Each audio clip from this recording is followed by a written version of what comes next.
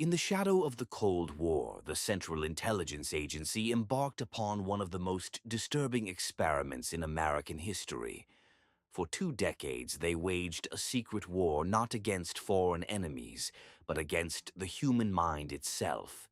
This is the story they tried to bury forever. April 1953, CIA Director Allen Dulles signed off on a program codenamed MK Ultra. Over the next 20 years, the agency would fund over 150 research projects across 80 institutions, all designed to crack the secrets of human consciousness and bend it to their will. The scope was staggering. Harvard, Stanford, McGill University. America's most prestigious institutions became unwitting laboratories for psychological warfare. Behind ivy-covered walls, researchers conducted experiments that would haunt survivors for the rest of their lives, all funded by taxpayer dollars and shrouded in secrecy. Alan Welsh Dulles was no ordinary spy master. A Princeton-educated lawyer who had served in the OSS during World War II, he believed America faced an existential threat. Intelligence reports suggested the Soviets possessed a terrifying new weapon, one that could turn loyal citizens into enemy agents without firing a single shot. The trigger was Korea. American prisoners of war had appeared on camera denouncing their own country, seemingly brainwashed by their communist captors. The term entered the public lexicon: brainwashing. For the CIA, it represented both a terrifying vulnerability and an irresistible opportunity to develop their own countermeasures. But to wage this new kind of warfare, Dulles needed a very particular kind of soldier. He found him in an unlikely place: a biochemist with a club foot and a brilliant, troubled mind.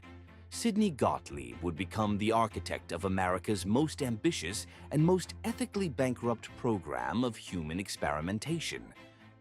Sidney Gottlieb was a study in contradictions. By day, he developed poisons to assassinate foreign leaders and oversaw experiments that destroyed countless lives.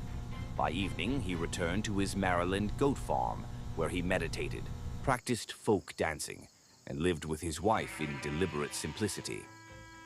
Gottlieb's weapon of choice was lysergic acid diethylamide, LSD. The CIA purchased the entire world supply from Sandoz Pharmaceuticals in Switzerland. They believed this powerful hallucinogen might unlock the secrets of mind control, allowing them to create the perfect assassin or extract information from the most resistant enemy. The experiments began within the agency itself. In what became known as Operation Midnight Climax, CIA operatives dosed each other with LSD to observe the effects. But very quickly, the program expanded beyond willing participants. The search for subjects would lead them to the most vulnerable members of American society. Frank Olson was a 43-year-old Army biochemist and devoted father of 3. On the night of November 19, 1953, his colleagues secretly slipped LSD into his glass of Cointreau during a work retreat. What happened over the following 9 days would end in tragedy and decades of unanswered questions. On November 28th, Frank Olson fell 13 floors from room 1018A of the Statler Hotel in New York City. The CIA claimed it was suicide brought on by a bad reaction to the LSD. His family accepted this explanation for 22 years until a shocking revelation changed everything. In 1975, the Rockefeller Commission report revealed the truth about Olson's dosing. His family sued the government and, remarkably, won a meeting with President Gerald Ford and CIA Director William Colby, who personally apologized.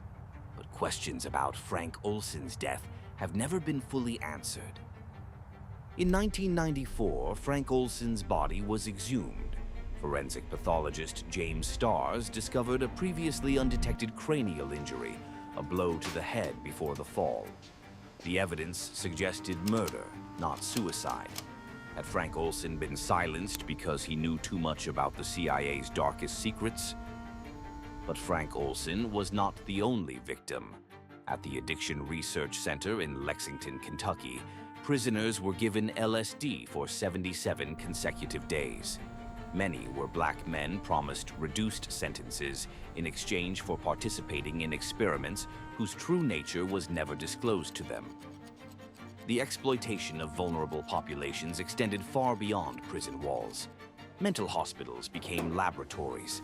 Unwitting patients were subjected to massive doses of hallucinogens, electroshock therapy, and prolonged drug-induced comas. These were American citizens, betrayed by the very institutions meant to protect them. Across the border in Montreal, Scottish-born psychiatrist Donald Ewan Cameron conducted experiments so brutal they would later be described as torture. At McGill University's Allen Memorial Institute, patients seeking help for minor ailments found themselves trapped in a nightmare from which many would never fully awaken. Cameron called his method psychic driving. Patients were placed in medically induced comas lasting weeks, sometimes months. While unconscious, they were subjected to looped audio messages played hundreds of thousands of times through headphones they could not remove. The goal was nothing less than erasing the human mind. Cameron believed he could wipe a patient's personality clean and rebuild them from scratch, a technique he called de-patterning. The CIA provided over $60,000 in funding, never questioning his methods. What Cameron promised was a breakthrough in psychiatry. What he delivered was systematic psychological destruction. Linda McDonald was 25 years old when she entered the Allen Memorial Institute seeking treatment for mild depression. Over the next 86 days, she received 102 electroshock treatments and was kept in a drug-induced sleep for nearly 3 months. When she emerged, she could not recognize her own children. Cameron's victims lost everything: their memories, their skills, their sense of self. Many had to relearn basic functions: how to speak, how to dress, how to recognize loved ones. The Canadian government would eventually compensate some survivors, but nothing could restore what had been taken from them. The experiments at McGill represented just one node in a vast network of CIA-funded research. Across America, scientists pursued increasingly desperate methods to achieve mind control: hypnosis, sensory deprivation, electroshock, barbiturates, amphetamines. Each failure only intensified the search for the elusive breakthrough. Operation Midnight Climax took the program into even darker territory. CIA operatives established safe houses in San Francisco and New York, decorated as bordellos. They paid prostitutes to lure unsuspecting men, then dose their drinks with LSD while agents watched through one-way mirrors, taking notes on the effects. The San Francisco safe house operated for nearly a decade on Telegraph Hill. George Hunter White, a narcotics agent who ran the operation, later wrote in his diary that it was fun, fun, fun. For the unwitting subjects, many of whom suffered lasting psychological damage, the experience was anything but. As the 1960s progressed, MKUltra's ambitions grew ever more grandiose. Sub-projects explored everything from subliminal messaging to remote electronic brain manipulation. The agency funded research into telepathy, telekinesis, and other paranormal phenomena. No avenue was considered too far-fetched in the pursuit of mind control. But by 1973, the walls were closing in. The Watergate scandal had exposed government wrongdoing at the highest levels. CIA Director Richard Helms, fearing what congressional investigators might find, ordered Sidney Gottlieb to destroy all MKUltra files. Thousands of documents were fed into shredders and incinerators. The destruction was nearly complete, but a clerical error saved the program from total oblivion. 20,000 documents had been misfiled in a financial records archive and escaped the purge. These surviving files would later provide the only window into the full horror of what the CIA had done. In 1975, the Church Committee began its investigation into intelligence agency abuses. Led by Senator Frank Church of Idaho, the committee uncovered a pattern of illegal surveillance, assassination plots, and human experimentation that shocked the American public and fundamentally altered their trust in government. Senator Edward Kennedy convened specific hearings on MK-Ultra in August 1977. For the first time, Americans heard sworn testimony about what their government had done in the name of national security. The revelations were damning. Unwitting citizens drugged, tortured, and in some cases driven to their deaths. Sidney Gottlieb himself was forced to testify. The man who had overseen decades of human experimentation invoked his Fifth Amendment right against self-incrimination on many questions. He expressed no remorse, maintained the research had been necessary for national security, and walked away without facing any criminal charges. The legal obstacles to justice were formidable. Statutes of limitations had expired. Key evidence had been destroyed. Many victims could not be identified because records of their participation no longer existed.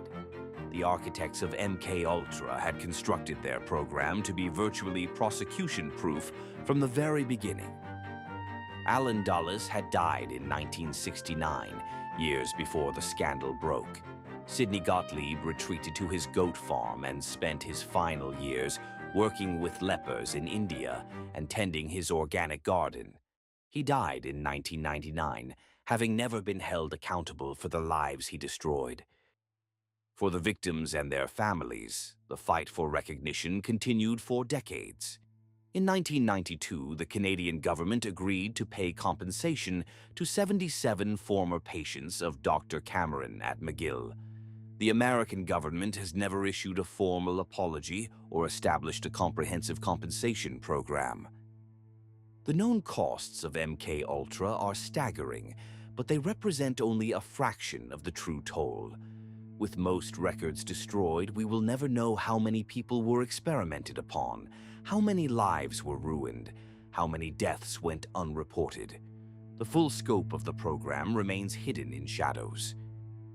The irony of MK-Ultra is that it failed completely in its primary objective. After 2 decades and millions of dollars, the CIA never achieved reliable mind control. The Manchurian Candidate remained a fiction. What they created instead was a catalog of human suffering and a permanent stain on American democracy. The legacy of MK-Ultra extends far beyond the immediate victims. The program helped establish the template for enhanced interrogation techniques that would resurface decades later at Abu Ghraib and Guantanamo Bay. The lessons of that dark chapter, it seems, were never fully learned. Today, declassified MK-Ultra documents are available to researchers and the public through the Freedom of Information Act.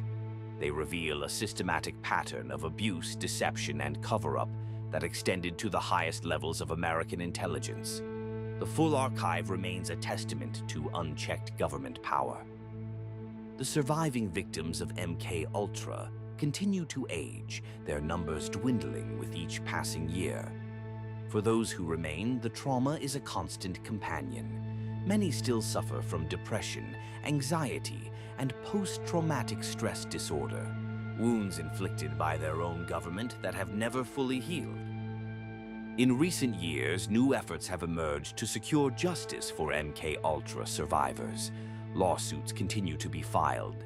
Advocacy groups press for congressional action. The fight for accountability spans generations now, as children and grandchildren of victims take up the cause their parents began decades ago. The questions raised by MK-Ultra remain urgently relevant today. What limits should exist on government power in the name of national security? Who protects citizens when their own agencies turn against them? How do we prevent such abuses from happening again? These questions have no easy answers. MK Ultra stands as a warning from history.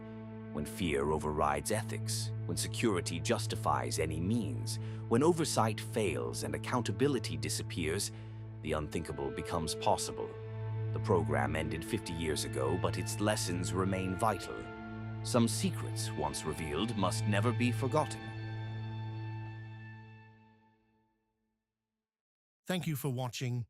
If this stayed with you, subscribe. We go deeper every time. Leave a comment below. We read them all.